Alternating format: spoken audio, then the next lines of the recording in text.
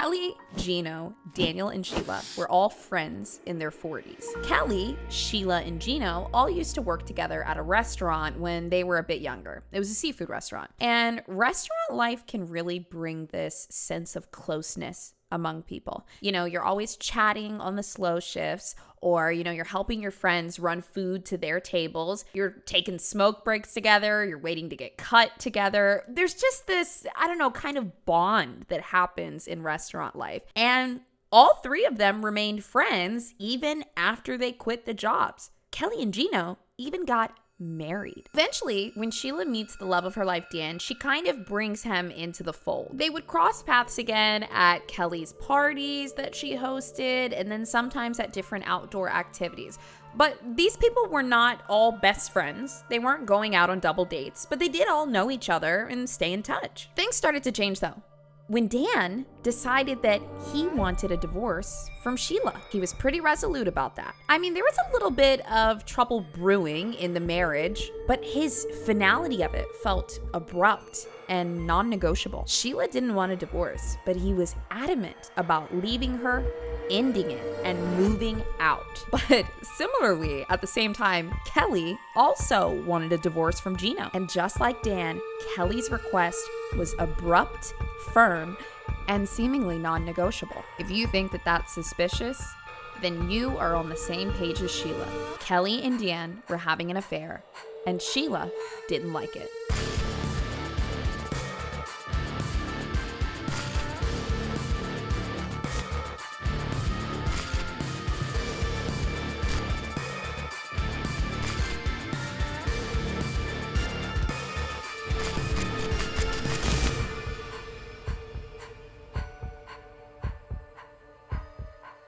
Kelly Lynn Brennan was born September 5th in 1964 in New Jersey. She had 4 sisters. She was very, very social. She had a lot of friends, and she had really big dreams of being a nurse. Like, this was 100% what Kelly had her mind on.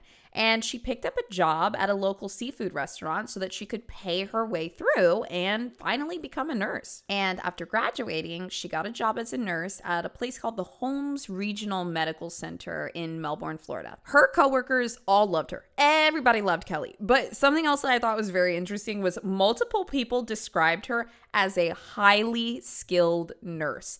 Kelly was in there day to day doing her job and taking a lot of pride in it. She had excellent bedside manner. She knew what her patients needed. She always showed up to work on time.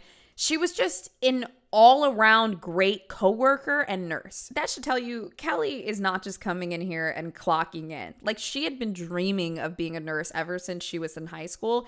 And then when she finally got the job, that wasn't enough for her. At one point, she went to Morocco for medical mission work, and they said that she helped over 60 children in 10 days. Her heart was in nursing and helping people. Now, Kelly had kind of a soft spirit, and she was really focused on her career, even though she had a lot of friends and was very sociable.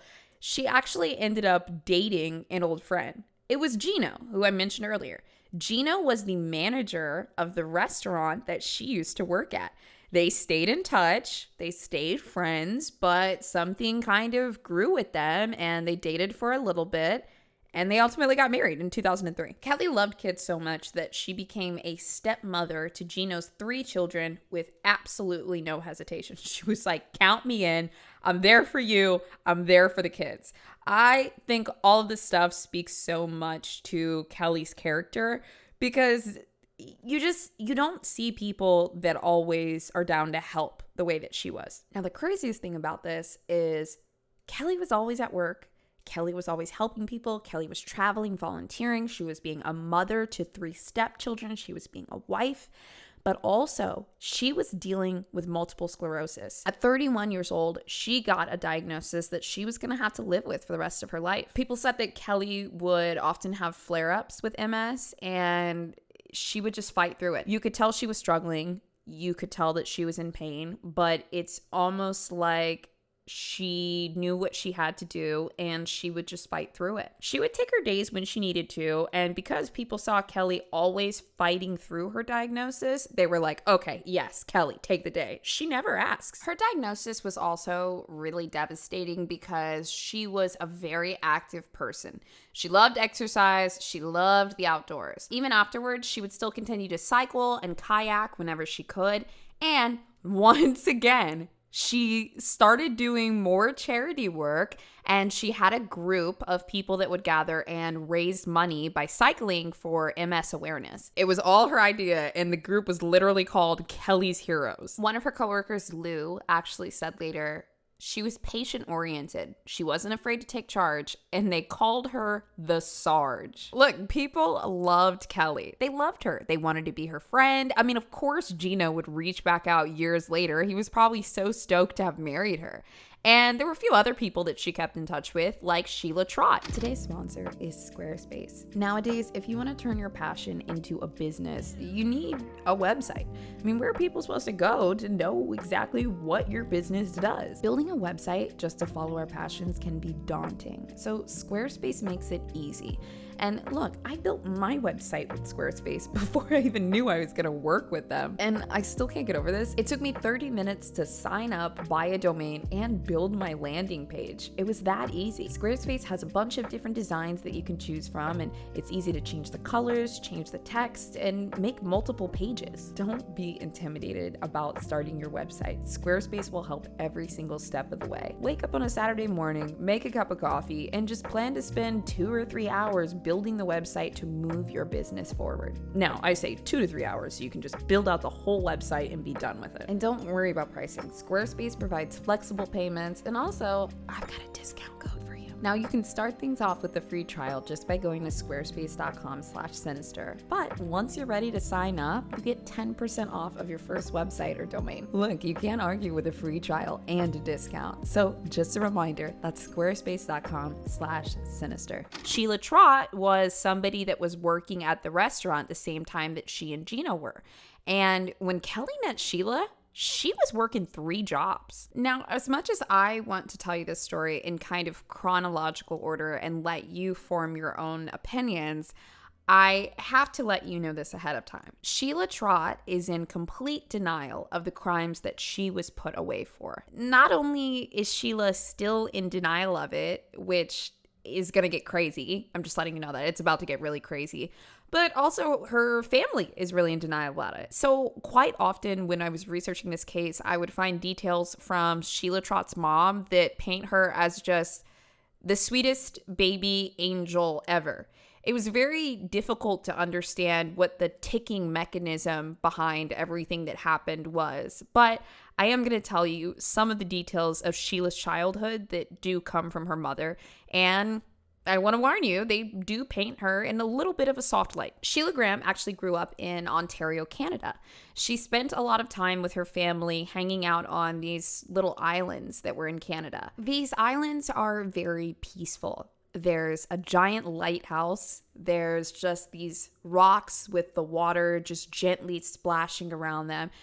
Sheila would go there and swim. She would just kind of sit on the rocks. She would sit near the lighthouse. And I mean, all of these details are true. It was also said that Sheila didn't eat meat. She was a vegetarian since she was a really young girl because her bus stop where she got picked up by was near a slaughterhouse. And after that, she said, I'm good on that. I don't want to eat meat. She would think about it all the time, like how disgusting it was. It would play in her head a lot. So the best way to avoid it was to never interact with that again. So no more meat for Sheila. Sheila's mom really liked to harp on the fact that she was a vegetarian. She would say it in almost every interview, almost as though her being a vegetarian was supposed to convey this harmless kind of personality. But there's plenty of killers that have eaten meat before. One of the Manson girls was a vegetarian. Now, like I said, it's really hard to piece together the accuracy of somebody's childhood when the only person that's giving the information is someone that is staunchly on a side that doesn't really make sense. So let's go to when Sheila moved to Florida. Sheila moved to Florida because she loved water. She loved diving. She loved the accessibility of the water in Florida. And, it wasn't that expensive where she lived. And it was nice. It was peaceful. She became a diving instructor out there. She went to college and she settled into life in this new state pretty quickly. And then in the late 80s, Sheila met Daniel Trott. Daniel was a ladies' man. Or at least he was very, very charismatic. In this small town of Melbourne, Daniel just had to be confident, have a good job, and be really flirty. And the girls were falling over backwards for him, Sheila especially. When Daniel even gave her a lick of attention, she just was completely head over heels. One of Sheila's friends verbatim said she was head over heels. I had never heard or seen that spark in her that I did when she talked about Dan. And when she sent photos of Dan, I could sense that they were going to get married. She was sending pictures of Dan. She said, "Ooh, look what I bagged." She thought he was so handsome. Another thing is, she thought that Dan was out of her league. That's how she felt. Sometimes when people date somebody that they think is out of their league, it kind of becomes an extension of their ego, especially if somebody's really, really insecure. They'll attach to somebody that's like what they perceive to be this trophy piece, to be like, look, I am important. I am cool. I do have this. I have this. And when Sheila got just a little tiny bit of Dan's attention, she had to have him. She had to. She became almost obsessed with him. Dan was fun. These types of guys, they're always fun in the beginning, right? They're love bombing and laying it on thick. I'll tell you more about Dan later. Sheila was pulling out all the stops to be the best girlfriend and hopefully future wife that she could. She lived and breathed every single request that Dan had. Anything he wanted, anything he needed, anything he dreamed of, Sheila was at attention. One thing that Dan really wanted was he wanted to be a pilot. But going to school for being a pilot is pretty expensive. And now I've talked about this in a previous episode, but in the 80s, because we're in the late 80s right now, being a pilot was a hot job. It had status. It had prestige. It was, whoa, look at me, And Dan really dreamed of that. He wanted to have that title. He was already tall. He was already charismatic. All the girls liked him. But now he needed like a little more status. And he tells Sheila one day, "I really want to be a pilot." And Sheila says, "I can help. I can help with that. I support you. I love that. I want that, and I can help you." And Dan's like, cool. What are you going to do? Sheila's like, I'll help put you through school. Yes, I am not kidding. Sheila picked up a second job to help Dan pay for pilot school. And when pilot school was getting expensive, Sheila picked up a third job to put Dan through pilot school. That was pretty much the nail in the coffin. And he said, "I gotta marry this lady." So in 1989, Sheila and Dan were wed. Now, when I say that Sheila was obsessed with this man and had to keep him, I mean it. She worked days and nights for him. They didn't have any kids. She didn't have any other dreams or goals that she was working towards. And I really dug into this, but I do not think that Dan was working at the time. He may have picked up some small jobs or tasks, but he was focused on pilot school, and he also often had to leave and travel to different places, so he couldn't hold a steady job. Sheila was working 3 jobs to impress Dan and to pay for his school so that she would believe she was worth it, that she was worth something, that she was the perfect wife. She's making dinner. She's doing laundry. She's cleaning the house. She's working, paying for his school like it's her son. It was crazy.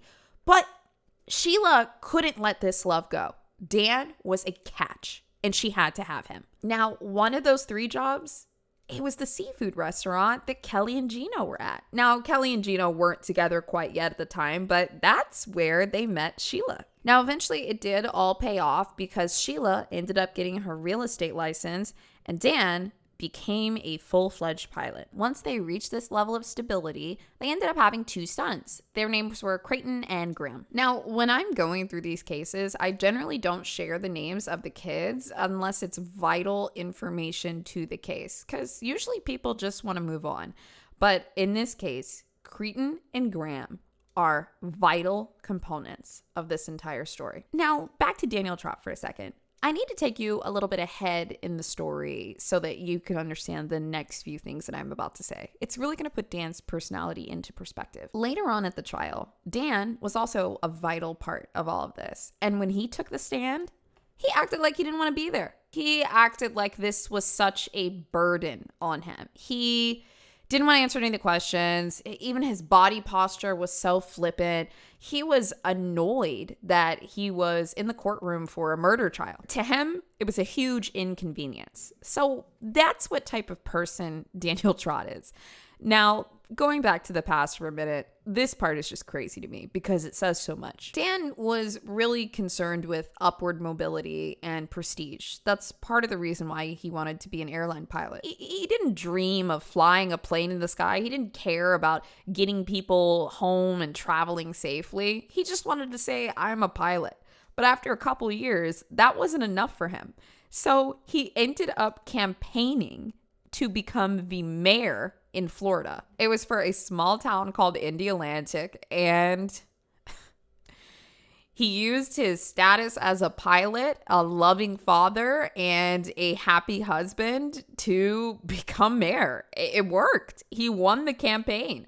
So now, look, this guy's living the high life. He's still got that flirtiness. He's still got that charisma. He's a pilot. Now he's the mayor.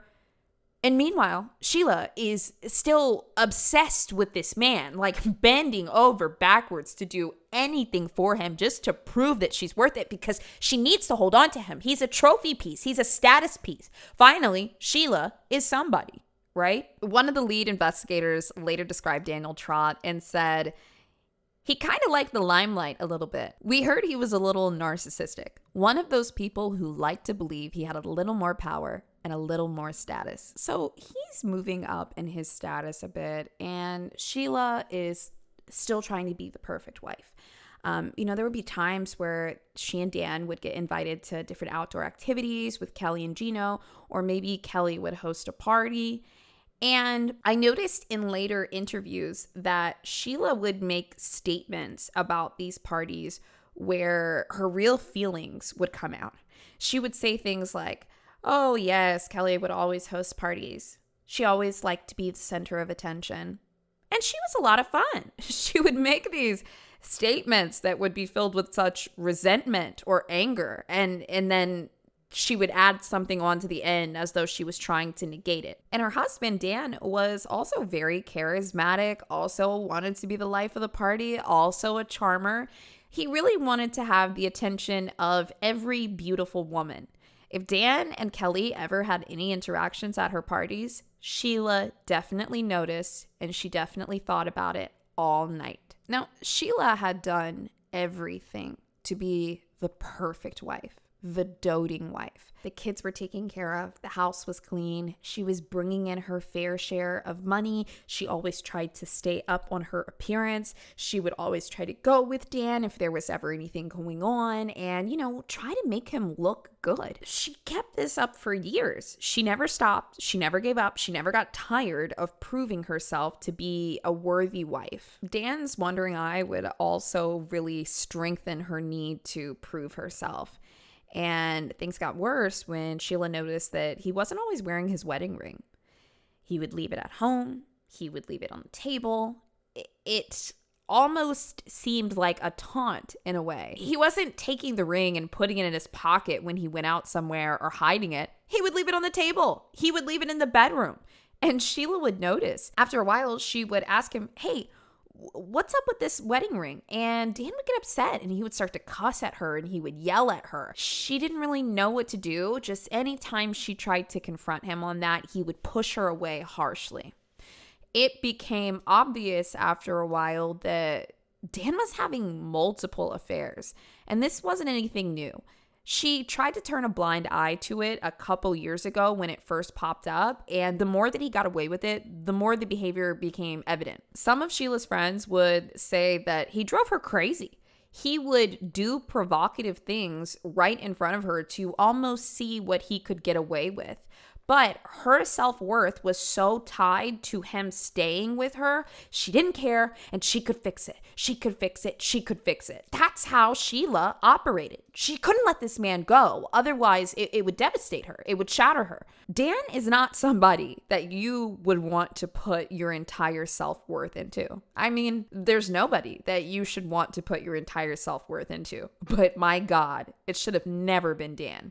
Now comes the part of the show where I have to remind you. Sinister is a show about female killers. The way that I research these cases and I tell these stories, I try to find the human in these people. I try to find the human in Sheila Trott, because before she turned to murder, she was a human being. But I want to remind you, these are people that went down a dark path.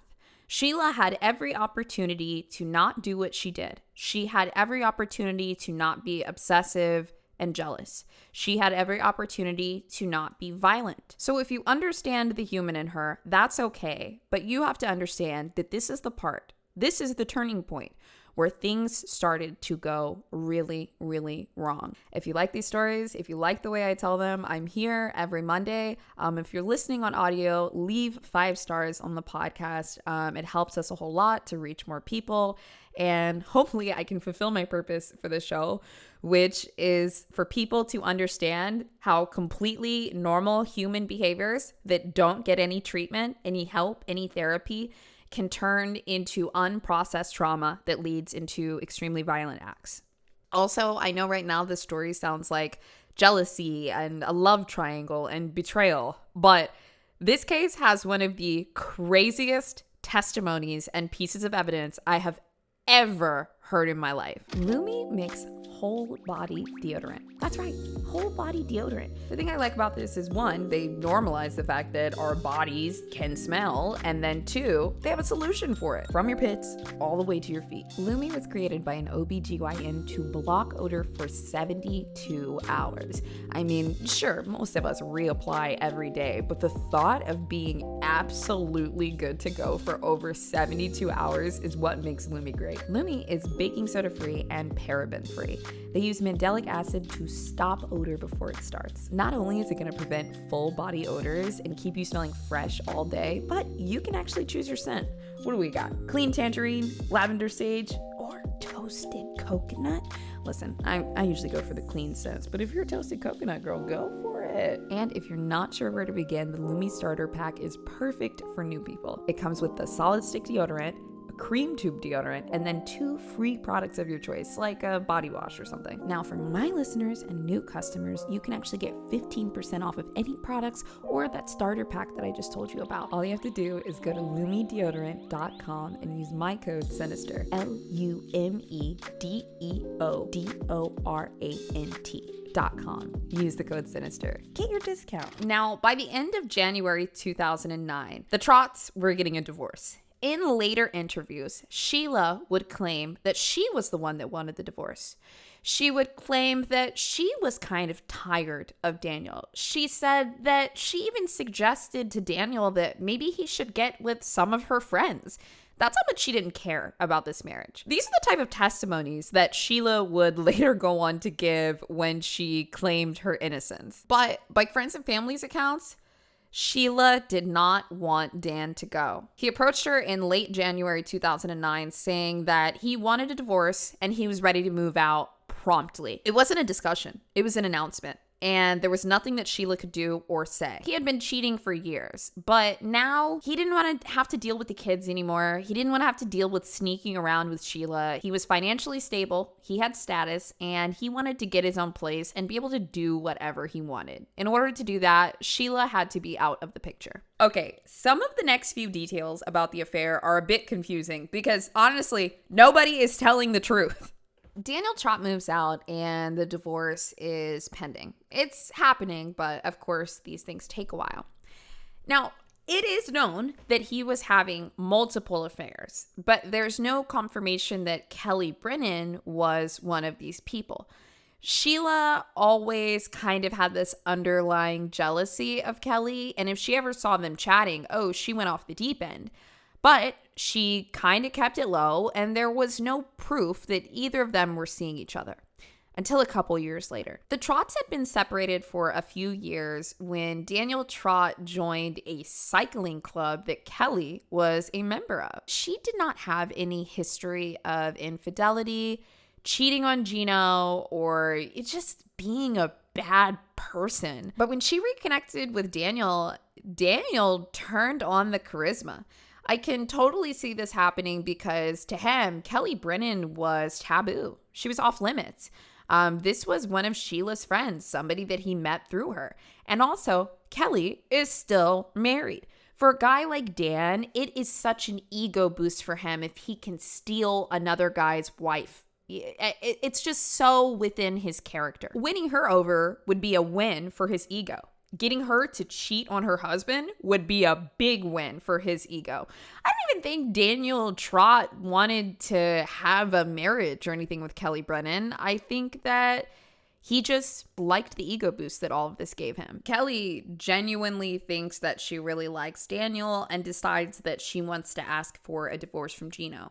And just like Daniel's asks, it was abrupt, it was resolute, and she wanted to move out of the house. And that's when she moved in with her friend Stephanie. Now, one day in December 2009, Gino Rallo finds out about the affair. Kelly's reasons for leaving were never anything to do with another person. It was just her saying that she wanted out of the marriage, and it left Gino feeling very confused. One night when Dan and Kelly were together, Gino starts calling Dan's phone, and he's extremely aggressive. He's yelling at him. He's saying, "You want to F with me? You want to F with this marriage?" He told him, I'll kick your ass. I'll kick your ass, man. That's what he keeps repeating. And one thing that I find very interesting is that I've looked at a lot of true crime cases before, and I'm sure you have too. Think about this little detail. Sometimes in cases like the Rachel Wade case, we'll hear somebody say, "I'm going to kill you. I'm going to kill you." Or the Dion Baugh case, she says, "I'm going to kill you. I'm going to kill you." A lot of times people mean the things that they're going to say. Gino never says, "I'm going to kill you. I'm going to kill Kelly. I'm going to kill you guys." He says, "I'm going to kick your ass." To me, that is so non-threatening, and he's saying exactly what he means. He means he's going to come down there and beat the crap out of Daniel. And that's what he does. He shows up at the house and starts banging on the door. According to Dan, Gino broke through the door on this night and physically assaulted him. Those were, his words. It wasn't, multiple hits. He didn't actually kick his ass, but he aggressively came in the house. He pushed Dan. He pushed Kelly. He's completely erratic. He's very, very upset. This is the night that he's finding out why his wife of several years left him. And not only that, he found his wife with a person that he thought was an acquaintance of his, a friend. Later in a testimony, Gino Rallo actually said, "This was the first time that I knew they were together. So yeah, I broke the door down." They were equally both defiant the way that they were talking to me. They were talking to him like it was 2 against 1. They were a team and they were against him. Now, I want you to remember this altercation because this comes up later in the trial. This immediately is going to make Gino look like a suspect later. He's angry. He's capable of violence, and he has a motive. Now, this all happened in December of 2009. And if we fast forward a little bit to February 2010, Dan and Kelly were still seeing each other despite this event. But on Monday, February 15th, Kelly missed an appointment with her personal trainer. Now, earlier that morning, her roommate Stephanie had actually seen her at around 6 or 7 a.m. There were no messages between the two, no calls all day. And this is all the way up until the point that she missed her personal trainer appointment. Also, Daniel Trott was supposed to see her later that night. This was completely out of character for Kelly. She does not miss appointments, and she definitely doesn't do it without notice. So Stephanie, the roommate, hadn't seen Kelly. Daniel didn't see Kelly and hadn't spoken to her all day. And the personal trainer said she missed an appointment. Everyone immediately got worried, particularly because Kelly had multiple sclerosis. People were afraid that she could have had some type of severe flare-up. Something could have happened while she was driving. She could have been anywhere, but the concern was that she needed help. So they actually filed a police report at 11 p.m. But something strange was happening earlier that day. Let's go over to Sheila Trott. At 4 o'clock in the afternoon, Sheila tells her sons that she's headed off to Walmart.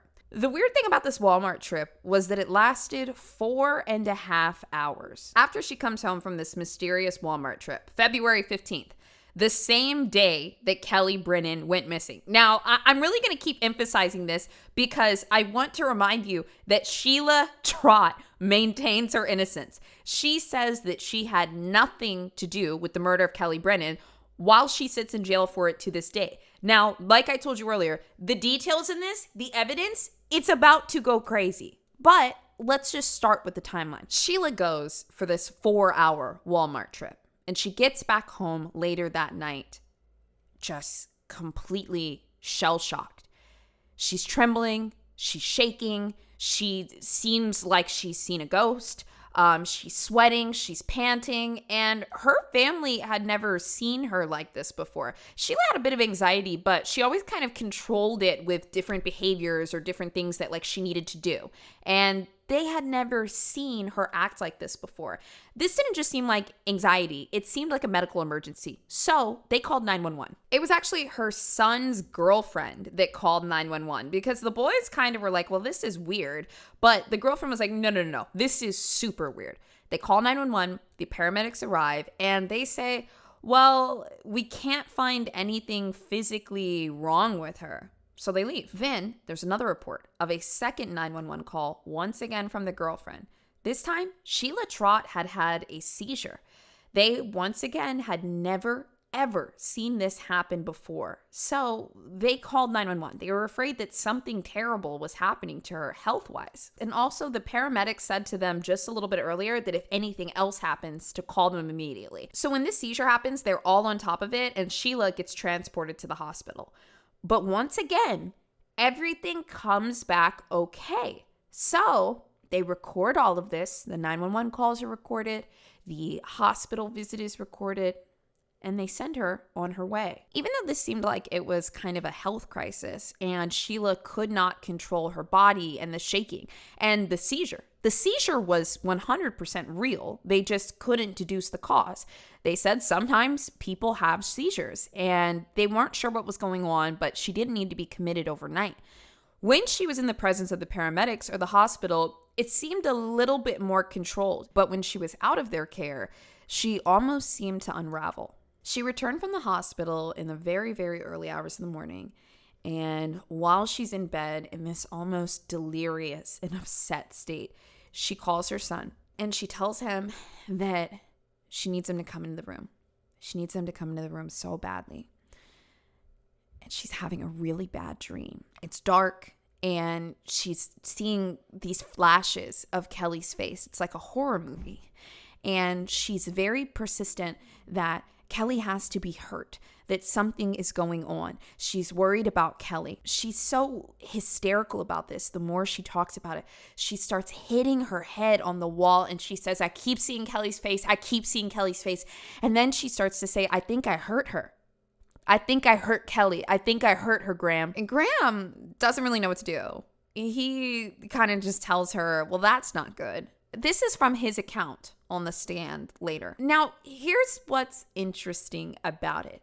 You and I know that Kelly Brennan was missing. This was roughly 3 to 6 hours after Stephanie and Daniel Trott had filed the missing persons report on Kelly. But Sheila didn't know this. There was no reason why Sheila should know that Kelly was missing. She wasn't close. She definitely wasn't talking to Daniel, and she didn't know Stephanie. But for some reason, not only is she saying that something's happened to Kelly, but she's saying that she thinks that she hurt her, that she thinks that she's in danger. But her son, Graham, also doesn't know that Kelly's missing. He just thinks this is weird. So he calls the grandma, his grandma, aka Sheila Trott's mom. And he's like, Grandma, something is going on here. You got to come over. I don't know what to do about Mom. She just got back from the hospital and she's freaking out about something. In fact, when Margaret didn't really understand the severity of the situation, Graham just starts yelling, we need you. We need you. Like, this is serious. So she drives all the way from her condo to Sheila's house and she sees her daughter in the room up in the early hours of the morning, rocking to herself, curled up in the fetal position, and she's really upset. And the minute that she sees her mom, she says, Mom, call the police. Everything's black and all I can see is Kelly's face. "Mom, I think I killed Kelly." This is interesting because Sheila's mom would later go on to really defend Sheila. But in the moment, she tells the police almost everything, but she's actually just afraid that her daughter's having a nervous breakdown. But here's what she said. She calls 911 and says, "We need a policeman." And the 911 operator says, "What's the problem?" Margaret says, "I think there's been a murder. My daughter has had a nervous breakdown, and she's saying that she's killed somebody." I don't even know if Margaret knew the severity of everything that she was saying. I mean, I guess she did because she's on the phone with the police. But just considering her demeanor later towards Sheila's actions, I think that this is all very odd. The 911 operator says, "Your daughter's telling you that you killed somebody." And Margaret says, "Yes." Oh, this is crazy. The 911 operator says, "All right, did she tell you who she killed?" And Margaret says, "She's saying, I don't know, Kelly." The 911 operator says, "Did she tell you where this happened?" And Margaret says, "She's saying Mark's Landing."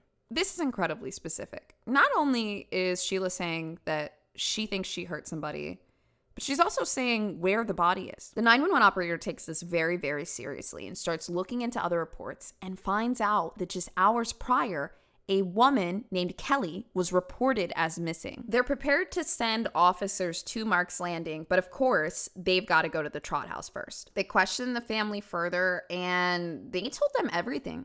Graham was pretty afraid, so was Margaret, and Sheila was just an absolute wreck. While the officers are speaking to them in the home, the other police start to sprawl out around Mark's Landing. And actually, it was in an aircraft where they spotted her. They were looking over the area where they spotted a leg that was sticking kind of out of a brush, and they shined more light on it and saw a torso. They landed the helicopter immediately and rushed over to her, thinking that maybe she was alive, maybe she needed medical assistance. But no.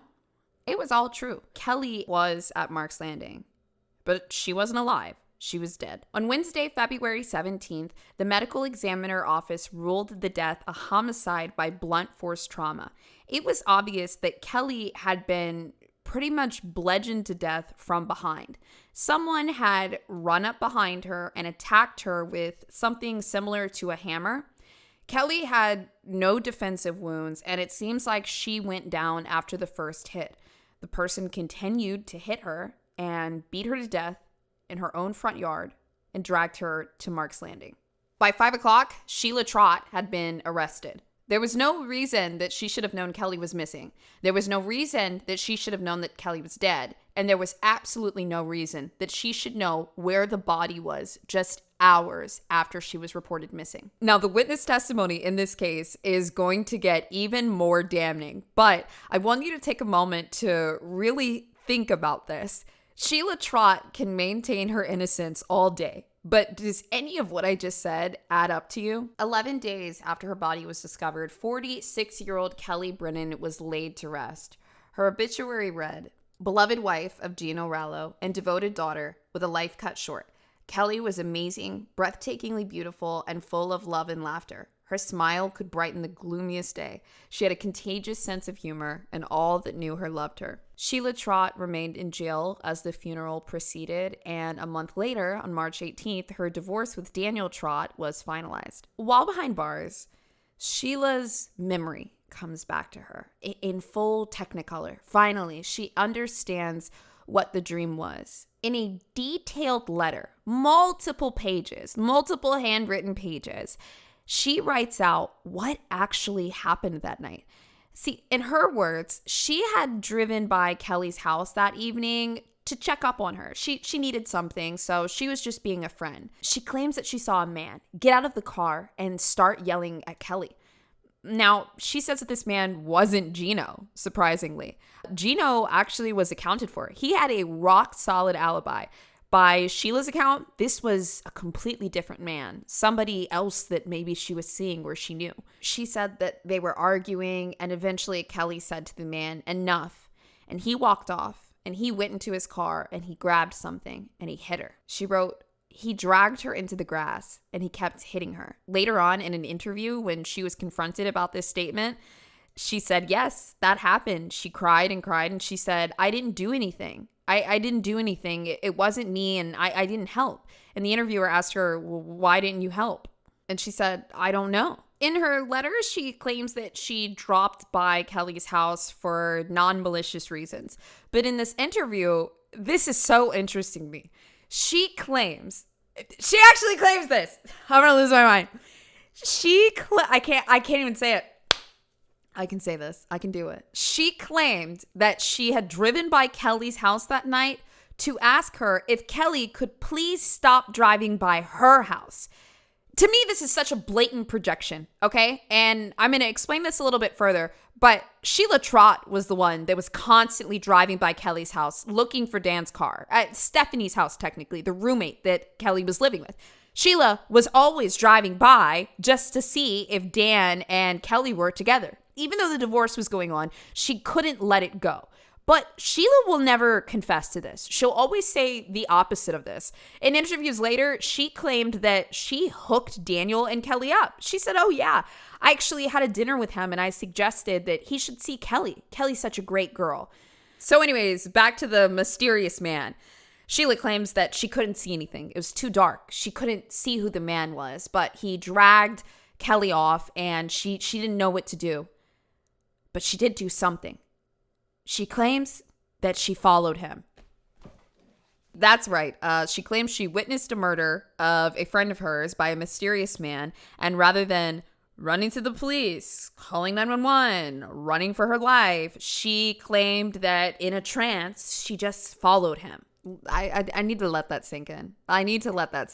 Because there are people that defend Sheila Trott and say that she didn't do this. There really are. But I stand in my own conviction in this because she's behind bars for a reason. And I'm about to get to the testimonies. The defense tried to point a finger at Gino, but the police knew exactly where he was that night. Even though technically his motive could weave into this, there was drugstore footage of him in a completely other town. There was other footage of him. He had receipts. I mean, it was just A to Z, rock solid. He couldn't have done this. So Gino was cleared and instead became a witness that testified. Another person that testified was a guy named Scott Vickers. And if this doesn't do it in, I don't know what else will.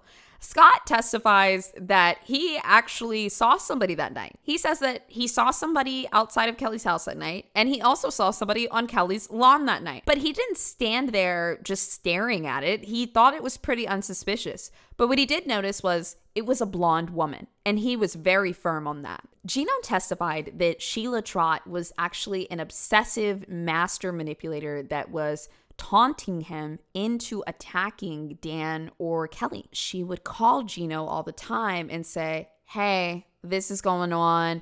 They're here tonight. They're doing this. They're having an affair. And Gino didn't want to believe it. He didn't know Sheila that well. Like, she's just always calling, and it seemed like she had ulterior motives. She would call him up and always, quote, know what they were doing. And he's like, how do you know this? Because Sheila was driving by her house and going everywhere in that town and then projecting it later on Kelly. It just, come on. She would call over and over and over again. The prosecutor asked during the trial, how often was she calling? And he said, a lot. They asked, did you believe it at the time? And he said, I did not. Gino didn't want to believe it. His life was pretty good and everything was paved out. It just didn't fit into a reality that he wanted to believe. Sheila was also writing emails to Gino. One of the emails would have some of that weird language where it was obvious that Sheila was mad, and then she would try to cover it up with something else. She would try to act like it wasn't a big deal and that she didn't care about Dan. But in one email, she wrote, Dan was sitting there in front of you, lying to your face. This is so clearly her trying to instigate Gino. Well, on that night in December of 2009, this was another night where Sheila was calling Gino, and she said, hey, guess what? I know exactly where they are. I know exactly where they are. And if you don't believe me, go right here. You'll catch them in the act. That was the night that Gino busted down the door. That was the night that after months and months of Sheila calling, he finally realized that he had been in denial the whole time. And his wife that he loved about while she was alive and even in death was cheating on him. You know, while I definitely do not agree with stealing anybody's man, I think that Daniel Trott really, I think he laid it on really, really thick with Kelly. I think that he would stop at nothing to have her interested in him because it was just feeding his ego. He knew Gino, he knew Sheila, he knew it would piss everybody off, and Kelly was beautiful. And I think that he really laid it on thick. Police officer Timothy Weber also testified that when he responded to the Trott house, Sheila said to him in person, "I might have killed Kelly." He did not know what to do with this information. I mean, why would you tell an officer that you killed somebody? I have a little bit of a theory. I noticed that people would talk about how Sheila would obsessively talk about Dan, obsessively do things about Dan. I mean, she was obsessed.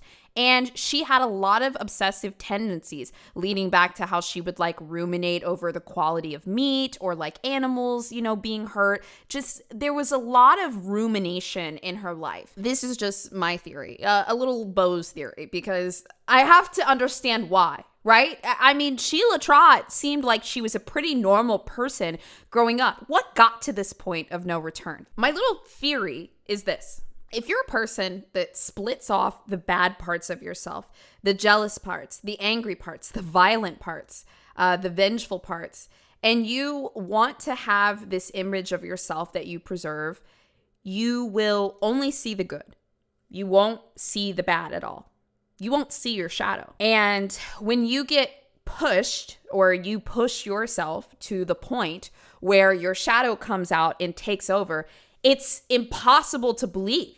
It's sickening. It's maddening. If you're a person that's extremely obsessive and you do something really, really bad that you feel guilty about, but you can't fathom yourself doing it because you've split off that bad part of yourself, it's going to eat you up because it doesn't make sense to you why you did it. When I was digging into this case, I was trying to understand more, and I think that other people's experiences are really, really helpful. I found this beautiful, beautiful comment on Reddit that I think summarizes this so much better than I can, so I'm going to read this verbatim. When somebody asked about having ruminating feelings of extreme guilt or shame, this Reddit user said, "Do you know why you did what you did and how to never do it again? The fact that you can't get this out of your head suggests that you don't know either of those things.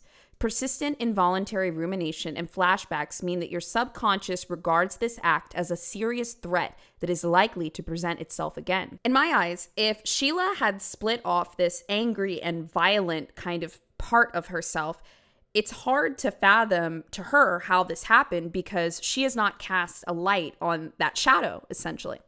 They went on to say, "Imagine that you're walking through a jungle and you fall into a deep hole filled with snakes. You might fight for your life and just barely manage to claw your way out of the snake hole. But going forward, you're going to be devastatingly paranoid about the possibility of more snake holes everywhere. So what can you do to find peace? Figure out exactly why you fell into that hole and how to avoid future holes. Focus on the one thing you can control. How were you negligent? What didn't you pay attention to? What were the signs that the snake hole was near?" That makes me think that Sheila Trott was so overwhelmed with guilt and confusion. That's why she just started blabbing all of this. That's why she's saying this to cops. She's saying it to her children. She's saying it to her son's girlfriend, her mom. She just doesn't understand how could this have happened. Even though she had plenty of malicious and threatening actions leading up to it, she didn't want to look at that part of herself. She didn't want to believe that she had issues. So when everything actually happened, which she was entirely capable of, listen, most people cannot lie in wait and stalk somebody that they've known for decades and beat them to death with a hammer. Sheila had this in her, and she had split it off and not acknowledged it. When that anger and that violence that she'd ignored for so long overtook her, she couldn't fathom this happening. But these testimonies get even crazier. During the trial, Creighton, her son, revealed something that he had never revealed before. After countless conversations with his attorneys, law enforcement, probably his father too, he finally revealed a piece of information that would shine a light on just how much Sheila Trott knew, and the whole family. That night, after Sheila had had a seizure and come back from the hospital, she was once again telling Graham, I did something. I did something bad. She's beating her head against the wall. She's upset. She's hysterical. And he doesn't know what to do. He has no idea what to do. He's never seen his mom like this before. And she keeps saying, I think I hurt her. I think I hurt her. She's at Mark's Landing. And Graham suggests the one thing that he thinks might calm down the situation. And he said, well, Mom, let's go down to Mark's Landing and you tell me where you think Kelly is. And let's go see that she's not there. And you'll know that everything's okay. And so that night, they got in the car and they drove to Mark's Landing, where Sheila said the body was. The boys were 16 and 18 years old at the time. They didn't know what to expect, but they definitely did not expect that their mother was a killer. But right there, exactly where she said she would be, was Kelly Brennan's body, bludgeoned to death, with her leg sticking out of a bush. Sheila saw this as well. They asked him on the stand, what did Sheila say when she saw the body? She was just in shock. She didn't say anything. She did not believe that she was capable of doing this, to the point that she was frightened when she saw what she had done. I want to reiterate one more time. Kelly had only been missing for a couple of hours, and Sheila, who had the strongest motive and had been pursuing that over the past couple of months, knew exactly where her body was. And Mark's Landing is a pretty big area. It's a neighborhood, it's a beach, there's bridges, there's so many different areas. She took them exactly where the body was. While they were there, Sheila, who was completely speechless, walked over to a bag that was near the body. She opened it up and pulled out a driver's license. The driver's license said Kelly Brennan. When the boys saw this, they were completely spooked. They were upset. They said, Mom, we don't want anything to do with this. And they got back in the car and left. Yes, this happened. This all happened. It's absolutely insane. But Sheila says it was all a dream. To top it all off, the investigators believed pretty strongly that night Sheila had bludgeoned Kelly to death, picked her up, dragged her into her car, and then dropped her off at Mark's Landing. When they tested Sheila's truck, Kelly's blood was found in the passenger seat. Even though she claims her innocence, the jury found Sheila Trott guilty of first-degree premeditated murder. And at 7 p.m. Tuesday, September 16th, 2014, she was sentenced to life in prison for beating her friend, Kelly, to death.